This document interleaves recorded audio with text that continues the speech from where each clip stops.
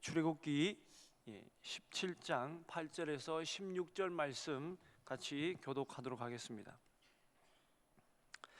그때 아말렉이 와서 이스라엘과 르비딤에서 싸우니라.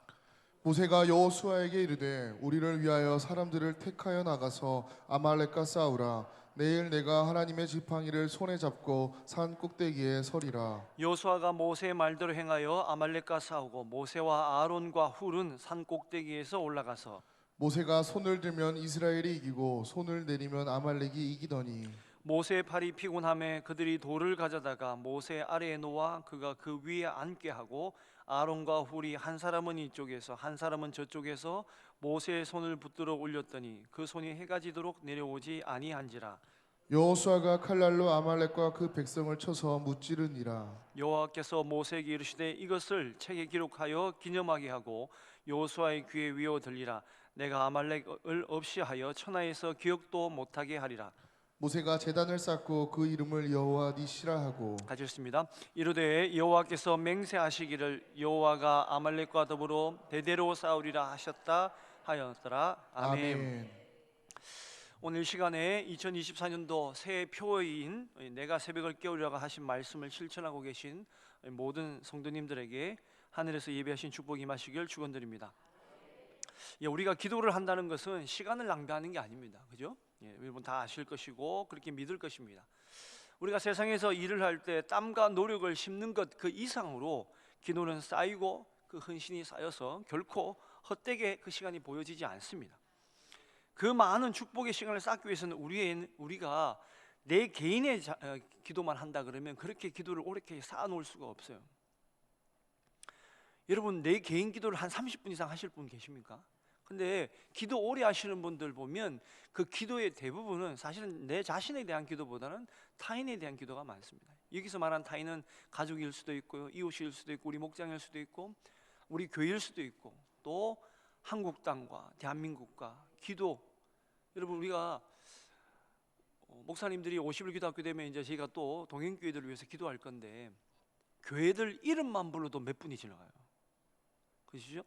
우리가 작년에 50일 동안 또 우리 자녀들, 수능생들 자녀들, 직장 취업을 위한 자녀들을 위해서 또 기도했습니다. 그때 그 아이들도 수십 명, 수백 명 되잖아요. 그죠? 이름만 불러도 그 시간이 제법 많이 가요. 근데 거기에 사연을 하나씩 집어넣었다 이러면 더 오래 갑니다. 곱빼게 되는 거죠. 거기다가 조금 내가 아는 사람의 얘기를 조금 더 넣으면 더 늘어난 겁니다. 그래서 3시간 늘어나는 거를 내 기도만 하면 참 어렵지만 다른 일을 위한 기도를 하면 그만큼 기도가 쌓여간다는 겁니다. 기도가 많이 쌓여간다는 얘기는 내 기도의 축복의 통로가 더 넓어진다는 얘기예요. 그러니까 시간이 많다는 건 내가 시간을 보낸다는 것이 아니라 축복의 통로를 더 넓히는 것과 마찬가지다라는 것입니다. 오늘 말씀도 그런 이야기를 담고 있습니다. 우리가 너무너무 많이 알고 있는 말씀이죠. 그죠? 유명한 말씀인데 제가 성경을 좀 읽다가 좀 특별한 감동이 있어서 제가 좀 더 오늘 이 말씀을 또 반복적으로 해봅니다. 우선 앞장에 이 17장 1절에서 7절까지의 말씀은 이 신광야에서 르비딤으로 오면서 장막을 쳤는데 거기서 무슨 문제가 생겼냐면 하나님이 이스라엘 백성들이 먹을 거 없다 그럴 때 만나 주시고 고기 먹고 싶다 할 때 매출하게 주시고, 근데 제일 중요한 게 뭐죠? 물이거든요. 성지순례 가보신 분들은 아시겠지만 밖에 나가서 30분을 버티기 어렵습니다. 너무 건조하기도 하고 날이 햇빛이 강하기도 하고. 그런데 그늘과 물은 꼭 있어야 돼요. 그런 물은 꼭 있어야 되는데 이 광야길을 가는 이스라엘 백성들이 물이 없다라고 하는 아주 생존의 그 급박한 문제가 있는 거죠. 근데 하나님이 그들에게 이 무리바라고 하는 이곳에서 반석에서 물이 나오게끔 엄청난 축복을 줍니다. 놀라운 기적을 행하시는 거죠. 그런데 오늘 8절 말씀에 그래요. 8절 말씀에 이 엄청난 기적의 반석에서 물이 나오는 사건을 경험하고 난 이후에, 이 엄청난 축복을 경험하고 난 이후에 8절 맨 마지막 첫 번째, 그때에 아말렉이 와서 이렇게 돼 있는 거예요. 여러분 우리가 그죠? 신앙이 그런 것 같아요. 오늘 내가 기도해서 어떤 큰 은혜를 받았습니다. 영적인 축복을 받았단 말이에요. 내 마음에 기쁨이 감사가 너무너무 넘쳐요. 그런데 그때에 아말렉과 같은 시험이 나에게 다가오더라는 거예요. 인생은 그런 것 같아요. 여러분 수많은 여기 간증을 가지고 계신 여러분들 중에 내가 병이 아팠었다, 무슨 경제적인 어려운 문제 있었었다, 그래서 기도했더니 하나님이 해결해 주셨단 말이에요. 근데 그 이후로 아무 문제가 없었습니까, 여러분? 아무 문제가 없습니까? 지금도 문제가 있잖아요. 저도 있습니다. 여러분도 있고. 한번 병원에 가서 하나님 살려주세요, 살려주셨는데 기적적으로 살아났단 말이에요. 근데 그때 아말렉이 또 오는 거야. 또 계속 오는 거야. 그래서 여러분, 우리가 이 땅 가운데서는 늘 언제나 영적인 전투입니다. 싸워야 되는 거예요. 가만히 있을 수가 없어요. 근데 그 싸움에 주님은 우리를 대신해서 전쟁해 주시고 나서 주시기 때문에 걱정할 건 하나도 없어요. 그러니까 기도하면서 걱정할 필요는 없어요. 오히려 할수록 감사가 넘치고 확신이 넘치고 그 능력으로 행하시는 하나님에 대한 믿음이 더 커진다는 거죠. 자, 그런데 그때에, 마침 그때단 말이에요. 내적인 필요가 충족되기 무섭게 외적인 공격과 위기가 오는 이 시기에 여러분, 모세나 이스라엘 백성들 입장에서는 아주 심각한 상황인 거죠. 왜? 이 사람들은 거의 400년 동안 종살이를 했단 말이에요. 전투를 해본 적이 없어요. 앞에 큰 전투가 있었습니다. 어떤 전투가 있었습니까? 홍해에서 홍해 갈라져서 막 이제 홍해를 건너오는데 애굽의 최정예 병사, 예? 전차를 탄 최정예 전사들이 오는 거예요. 싸우면 무조건 질 수밖에 없는 상황입니다.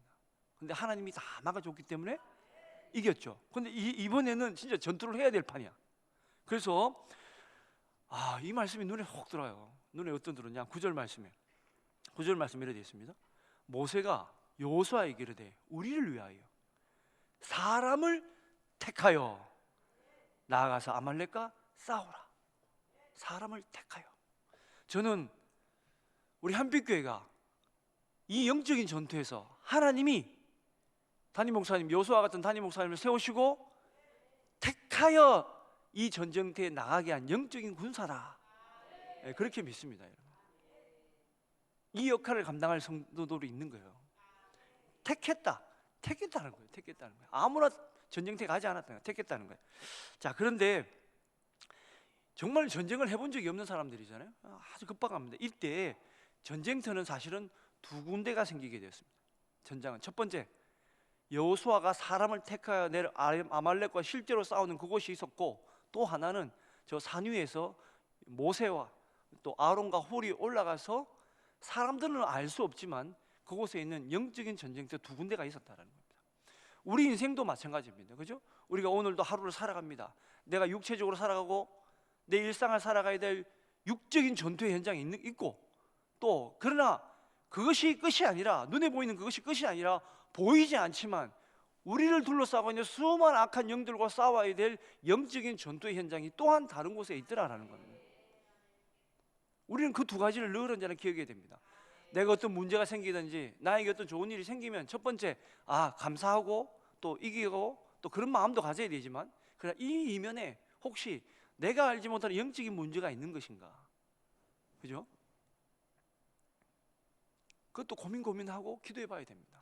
그래서 하나님이 우리의 영적인 눈을 열리게 해주셔야 이 문제도 보이는 거예요. 근데 모세는 알게 됐습니다. 모세는 알았는 거예요. 이것은 여호수아가 가서 싸워야 될 일도 있지만 나 같은 사람이 올라가서 산 위에서 기도로 영적인 싸움을 해야 된다는 것도 모세는 알고 있었기에 그는 산으로 간 겁니다. 근데 일반 모르는 사람들이 보기에는 뭐라 그런 거죠? 이거 저 모세 봐라, 저놈 좀 봐라. 지도자가 돼가지고 말이야. 젊은 여호수아는 저 가서 전쟁 싣고 자기는 저 위에 가서 쉬려고 피하려고 혼자 저러고 있네? 라고 생각할 수도 있습니다. 안 그렇겠어요? 이스라엘 사람들이 조금만 하면 불평하는 사람들인데, 그죠? 르비딤에서의 이스라엘의 전투는요, 이스라엘이 수많은 전투 중에 하나예요. 근데 이게 굉장히 중요한 것은 왜 그러냐면, 여호수아가 뜬금없이 모세 이름이 계속 나오다 뜬금없이 여호수아 이름이 이때 등장을 하기 시작합니다. 근데 여기에 여호수아에 대한 이름에 대한 설명이 전혀 없어요. 여호수아의 이름의 뜻은 하나님은 구원자이시다. 호세아, 예수란 이름과 동일한 이름인데, 여호수아를 앞세우면서 이 전쟁이 시작했습니다. 이 전쟁의 굉장히 중요한 예표는 뭐냐? 앞으로 가나안 땅에 들어가기 전까지의 수많은 전쟁과 또 가나안 땅에 들어가서 수많은 영적인 전쟁, 실제적인 전쟁 가운데서 하나님이 어떻게 하실 것인가에 대한 예표다라는 겁니다. 이 싸움을 통해서 하나님은 앞으로의 이 가나안 땅에 입성하기 전까지 또 들어가서의 이후의 삶이 어떨 것인가, 어떤 전쟁이 될 것인가에 대해서, 그래서 이 전쟁은 이런 전쟁의 눈은 어떻게 해야 될 것인가를 명확하게 보여주는 겁니다. 그래서 이 전쟁은, 이런 전쟁은 하나님을 의지해야 된다. 하나님이 붙들어 주신다고 하는 믿음을 가지고 싸우라는 것에 대한 예표인 거예요. 굉장히 중요한 전쟁이다라는 것입니다.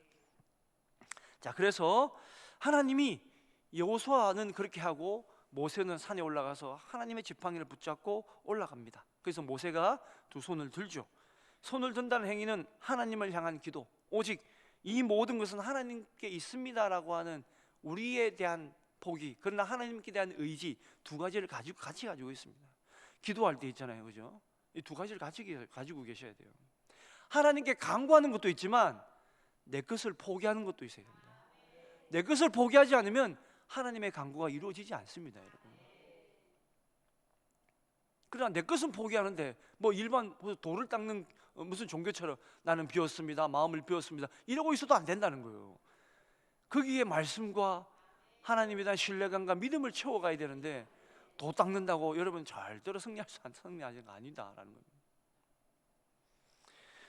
사도 바울이 에베소서 6장에서 아주 중요한 말씀을 우리에게 주고 있죠. 전신갑주를 입어라. 근데 그 말씀 마지막에 보면 굉장히 중요한 말씀입니다. 에베소서 6장 13절에서 18절까지 말씀을 교독할 텐데, 맨 마지막 18절 말씀을 여러분 좀 강하게 좀 눈을 부릅뜨고 한번 보십시오. 자, 13절. 그러므로 하나님의 전신갑주를 취하라. 이는 악한 날에 너희가 능히 대적하고 모든 일을 행한 후에 서기 위함이라. 그런즉 서서 진리로 너희 허리띠를 띠고 의의 호심경을 붙이고 평안의 복음이 준비한 것으로 신을 신고 믿음의 방패를 가지고 이로써 능히 악한 자의 모든 불화살을 소멸하고 구원의 투구와 성령의 검 곧 하나님의 말씀을 가지라. 모든 기도와 간구를 하되 항상 성령 안에서 기도하고 이를 위하여 깨어 구하기를 항상 힘쓰며 여러 성도를 위하여 구하라. 아멘. 아멘. 영적인 싸움에서는 그것이 질병이든 뭐든지 간에 영적인 문제라고 한다면 그것은 반드시 예수님께서 말씀하신 것처럼 기도 외에는 다른 이유가 없기 때문에 18절 말씀에 사도 바울도 그렇게 얘기하는 거예요. 모든 기도와 간구를 하되 항상 성령 안에서 기도하고 이를 위하여 깨어 구하기를 항상 힘쓰라.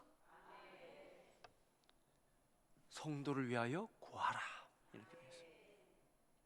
전신갑주를 입고 하나님의 말씀과 하나님의 검과 뭐 다른 것으로 하되 기도하지 않으면 이 영적인 전투를 감당하지 못한다는 거예요. 그게 모세는 알았다는 거예요. 예수님도 그래서 당연히 기도 외에는 다른 이유가 없다라고 말씀하시는 겁니다. 사도 바울이 여기서 해주는 우리에게 몇 가지 중요한 것이 있는데, 첫 번째는 뭐냐면 싸움의 대상이 다르다는 거예요.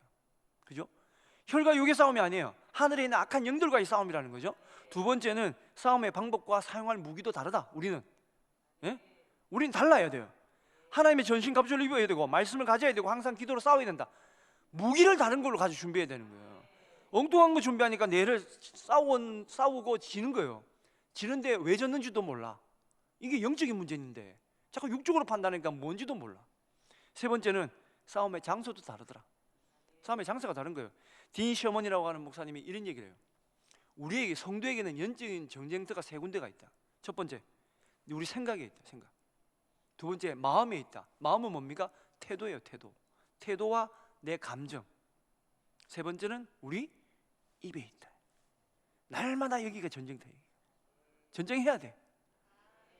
여러분, 오늘 예배 마치고 돌아가면 반드시 뒷근육에서 콜콜콜 자고 있는 남편 만날 것이고 아이들 볼 것입니다. 거기다 대고 옛다 이놈들아 하고 하지 말고, 이게 영적인 전쟁터라니까. 이게 아유, 우리 복받을 저 인간이 편안하게 자고 있네. 하나님이 편안하게 잠들도록 주시네. 근데 언젠가는 분명히 깨어서 나하고 같이 새벽기도 갈 일이 있을 거야. 선포하고 영적인 전쟁터에서 이기시길 바랍니다, 여러분. 자, 그러면 이 영적인 전투에서 모세를 도와 같이 도와준 중보했던 아론과 훌처럼 우리 또한 이제는 날마다 우리를 위해서 중보하시는 예수님과 함께 그분의 손을 양쪽에서 받치고 항상 중보의 두 손을 우리가 함께 들고 있어야 되는데, 그래서 우리가 하고 있는 이 중보나 중보 기도의 사역이 뭐가 중요하냐? 첫 번째, 중보기도는 하나님과 동력하는 것이다라는 거예요. 동력하는 것이다. 제가 한번 설교할 때 그런 적이, 제가 설교한 기억이 있는데요. 왜 예수님을 사람들이 그렇게 박해했을까? 예수님도 좋은 선지자고 좋은 말씀하시고 기적을 베푸시고 하셨는데 왠 줄 아십니까? 갈릴리 출신이라는 거예요. 예루살렘 사람이 아니라는 거예요.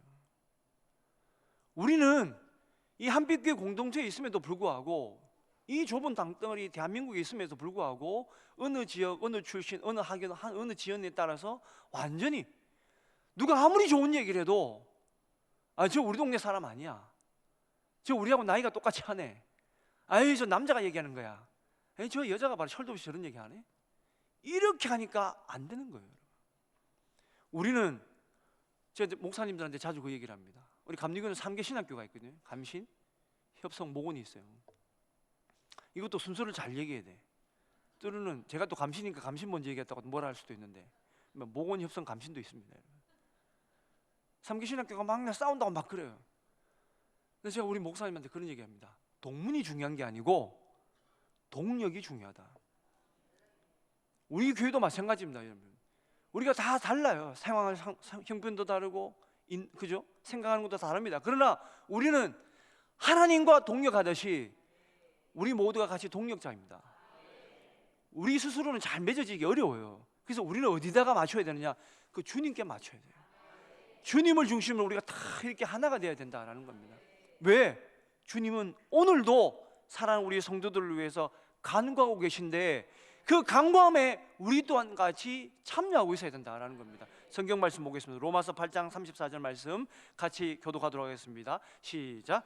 누가 정죄하리요? 죽으실 뿐 아니라 다시 살아나신 이는 그리스도 예수시니 그는 하나님 우편에 계신 자요 우리를 위하여 간구하시는 자시니라. 한 번 더 아멘. 강조해서 히브리서 7장 25절에 또 이렇게 말씀을 하십니다. 같이 읽습니다. 시작.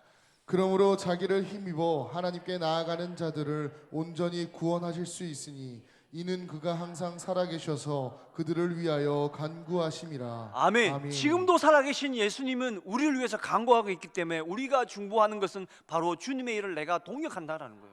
여러분, 동역하는 사람은 주님과 동행하는 사람입니다. 동행자는 축복의 길을 같이 가는 거예요. 두 번째는 중보하는 중보기도는 영적인 섬김이고 사랑이다라는 것을 기억해야 됩니다. 우리가 다른 사람과 세상을 향한 다양한 섬김 가운데 중보기도는 가장 기초적이면서 가장 중요한 섬김입니다. 우리가 작년에 아웃리치, 그전에 아웃리치 할 때마다 우리가 늘 강조하는 것은 뭐냐? 가서 교회 고쳐주고, 뭐죠? 뭐 필요한 거 넣어주는 것도 중요하지만 가서 처음부터 마치는 그 순간까지 릴레이 기도해 주라는 거예요. 기도해 주지 않으면 여러분 물건 받고 해하고 그냥 끝나버립니다. 제가 작년에 제주교구하고 가서 6개월 동안 가서 기도해 주고 전도해 줬습니다. 그분이 물건 받고 방수 홍수해 준 것으로 만족한 게 아니라요, 그분들이 영이 회복이 돼가지고 20년간 지쳐있고 피로했던 그들의 영이 살아나서 목사님하고 전도사님하고 사모님하고 두 분이서, 사모님은 자살 충동까지 일어났던 분인데 지금 열심히 전도하고 다닙니다. 교회가요, 병으로 죽을 뻔한 사람이 교회 나와서 지금 기도하고 있고요, 새벽기도 하고 계시고요. 여러분, 우리가 왜 기도해 주지 않냐면 기도를 해줘야 그들의 영이 살아나야 계속 사는 거죠. 우리가 계속 도울 수 없습니다. 계속 도울 수 없지만 계속 도울 수 있는 방법은 중보하는 거다. 이것은 영적인 사람과 섬김이 아니면 불가능한 거예요. 아론과 홀 덕분에 성경은 모세의 손이 해가 지도록 내려가지 아니하고 기교합니다. 거기서 내려오지 않았다라는 히브리어가 에무나라는 말인데, 든든히 서 있다, 성실하게 서 있다, 이런 뜻이에요. 근데 이 말씀이 있잖아요, 성경에 똑같은 말씀이 어디에 나오냐면 호세아서 2장 4절에 나와요. 똑같은 히브리어 단어가. 모세가 든든히 서서 기도했다는 그 말이 어디에 나오냐면 호세아서 2장 4절 나오는데 같이 읽도록 하겠습니다. 시작. 제가 읽을까요? 하박국 2장 4절 말씀 시작. 보라, 그의 마음은 교만하며 그 속에서 정직하지 못하나 의인은 그의 믿음으로 말미암아 살리라. 아멘. 아멘. 이 말씀을 히브리 원문을 다시 살려서 제대로 한번 읽어본다면 이렇게 표현할 수 있어요. 의인은 신실한 믿음으로 말미암아 살리라. 의인은 그 자리에 버팀으로 말미암아 살리라. 모세가 그 자리를, 여러분 모세가 위에서 볼 때 때로는 질 때도 있고 이길 때도 있잖아요, 그죠? 얼마나 마음이 조급했을까. 그거에 가서 야 여호수아야 이리로 가야 된다 저리로 가야 된다 이러지 않고 그 마음에서 그냥 기도만 했다는 거예요. 왜? 버티고. 이게 바로 의인은 믿음으로 살린다라는 거예요. 우리가 뭘 좋은 일을 해야 된다는 것이 아니라 날마다 가서 무슨 누구를 돕고 뭐 돈을 쓰고 이것도 중요하지만 이 자리에서 기도하는 것이 의인은 믿음으로 사는 또 하나의 방법이다라는 겁니다. 여러분이 이 기도의 자리를 버텨주는 것, 이 자리에 있어주는 것이 담임 목사님과 이 한빛교회와 세계교회와 100년 기도운동을 위해서 얼마나 큰 버팀목이 되는지 모른다는 겁니다. 여러분 모르긴 몰라도 대한민국이 이렇게 지금 버티고 있는 우리 한빛교회가 기도하기 때문인 거예요. 자부심을 가지십시오 여러분. 세 번째, 중보기도는 영적인 전투의 가장 강력한 도구다라는 것입니다. 제가 좀 말을 줄여서 두 가지 얘기만 해드리겠습니다. 첫 번째는 뭐냐? 저는 꿈꾸는 게 뭐냐면 하나님 한국교회 제2의 부흥을 주십시오라는 게 제 기도 제목이에요. 1907년에 제 1차 부흥이 왔습니다. 평양 대부흥이 왔었죠. 그 시작은 원산에서 시작됐고 그 시작은 하리 선교사의 회개의 고백으로부터 시작됐기 때문에 작년에 저희가 여기서 시작했었습니다. 그죠? 100년 기도 운동 하기 전에 발대시겠죠. 근데 그 이후에 한국교회가 계속 1984년에 뭐 일어나는 것 같으면 그 다음부터 계속 내려가고 있는 거예요. 근데 제2의 부흥이 일어나야 됩니다. 할 수 있습니다. 됩니다. 왜? 미국에는 그런 경험이 있어요. 제2차 부흥 대부흥이 있었는데 그때는 누가 있느냐? 1차 때는 언더우드 뭐 이런 분들. 근데 2차 때는 찰스 피니가 있어요. 찰스 피니가. 근데 찰스 피니는 어떻게 했느냐? 중보기도의 사역의 힘으로 2차 부흥이 일어났습니다. 예, 뉴욕에 있었던 한 목회자가 있어요. 다니엘 리시라고 하는 이 목회자가 있었는데 이 목사님이 계셨는데 이분은 찰스 피니의 그 기도 운동과 그 부흥 운동을 보고 마음에 감동이 있어서 내가 저분을 다른 거는 못 돕겠지만 내가 중보기도 하겠다는 거예요. 그래서 이 피니가 어느 곳에 집회를 가면 꼭 일주일이나 2주 전에 미리 가서 때로는 몇 개월 전에 미리 가서 그곳에서 3박 4일, 4박 5일간 주일은 자기 위해서 설교를 해야 되니까 그곳에 가서 자기가 집을 빌려서 호텔을 빌려서 그곳에서 기도처를 삼는 거예요. 그러니까 한 번은 찰스 피니의 책에 이렇게 기록이 있습니다. 찰스 피니가 한 번 어느 도시에 집회를 갔는데 부흥집회를 연다 갔는데 그 하숙집에 운영하는 여인을 만났는데 하숙집 여인장을 만났는데 여 주인장이 뭐라고 하냐면 당신 넷이란 분 아십니까? 그러는 거야. 나 잘 모른다. 근데 넷이란 분이 이름을 등록하신 분이 계신데 다른 두 남자가 우리 집에 하숙을 하러 왔는데 3일 동안 밥도 안 먹으면서 방 안에서 끙끙대면서 기도하고 있는 것 같은데 내가 너무 걱정이 돼서 한번 열어보니까 땅에다가 얼굴을 꼬라박고 있으면서 막 기도를 하더라. 한번 들어가 보겠냐 하니까 나 들어갈 필요 없다. 지금 막 끙끙거리는데 좀 걱정이 된다. 그러니까 이 피니 목사님이 뭐라고 하냐면 아니 그럴 필요 없습니다. 그들은 지금 기도 중에 해산의 고통을 겪고 있습니다. 그러니까 그만큼 남자분들은 감이 안 오죠. 저도 마찬가지예요. 사실은 해산의 고통 여러분 아시잖아요. 기도를 하는데 그 정도로 기도해 주는 거예요. 중보기도를. 남자 머리 뜯을 만큼 아픈 그 해산의 고통 있잖아요. 근데 그만큼 기도해 주는 거예요. 내쉬가. 그러니까 피니의 제2차 미국 부흥은 일어나는 겁니다. 그런 이야기들이 피니 책에 많이 나요. 중보가 얼마나 중요한지 모릅니다. 제가 성지순례를 뭐 좋아하기도 하지만 저는 딱 두 군데를 더 가고 싶어요. 한 군데가 미국의 블랙 마운틴이라는 곳인데 사실 성지는 아니에요. 근데 좀 이제 마을인데 하나의 마을인데 거기는 우리나라에 파송되어서 왔던 은퇴 선교사님들이 사시는 작은 동네입니다. TV에서 한번 특별 제작된 걸 보고 제가 마음에 너무너무 큰 감동이 있었는데 한국에서 헌신했던 그 장로교 선교사님들이 은퇴하셔서 그 도시에 살면서 중보기도로 때로는 자기들이 나오는 연금 조그마한 거 남들이 후원해주는 그 물질을 모아서 북한 결핵 퇴치나 또 그걸 위해서 쓰고 계신 거예요. 자기들 쓰기도 이제 아까우실 텐데. 애양원을 섬겼던 우월선 윌슨 선교사님 후손들도 그곳에 계시고 우리 대전에 이게 한남대 있죠. 한남대를 세웠던 윌리엄 린턴 그분의 후손들 또 그 자손들이 또 전라도 호남 쪽에 또 복음을 다 전했어요. 그 후손들이 그곳에서 지금도 이 나라 이민족의 통일을 위해서 또 물질은 우리는 이제 잘 사니까 우리 쪽은 잘 안 보내는데 북한 선교를 위해서 그분들이 헌금을 하셔요. 저는 그분들이 그런 얘기를 합니다. 한 번 선교사는 영원한 선교사다. 한 번 중보자는 영원한 중보자다. 그래가지고 그들이 젊을 때는 여호수아처럼 현역에서 영적인 전쟁터 싸웠지만 이제는 모세처럼 두 팔을 들고 기도의 자리에서 우리나라를 중보해주고 계시기 때문에 이 나라 이 민족이 70년 동안 전쟁이 없었다는 겁니다. 우리는 몰라도 주님이 우리를 기도해 주고 계시고, 주님은 이제 내가 너희를 기도해 주는 것처럼 너희 또한 많은 이들을 위해서 기도해 줘라. 여러분, 그것이 축복의 길입니다. 중보는 시간을 헛되게 보는 것이 아니라 내 축복의 한쪽 다리로 서 있으면 불안하잖아요, 그죠? 한쪽 다리를 타인을 위한, 이웃을 위한 기도에 두 다리를 딱 세우면 든든하게 서 있는 것 같이 우리의 기도가 그렇게 조화롭고 건강하게 서려면 열심으로 오늘 또한 중보해야 될 줄로 믿습니다. 사랑하는 성도 여러분, 하나님 나라를 위해서 항상 협력하시고 거룩한 중보의 두 손을 들고 계신 대장 되신 우리 예수 그리스도를 따라서 계속 싸워나가서 저와 여러분이 오늘 하루도 주님과 함께 동행하고 동력하는 귀한 축복의 은혜를 누리시기를 간절히 축원드립니다.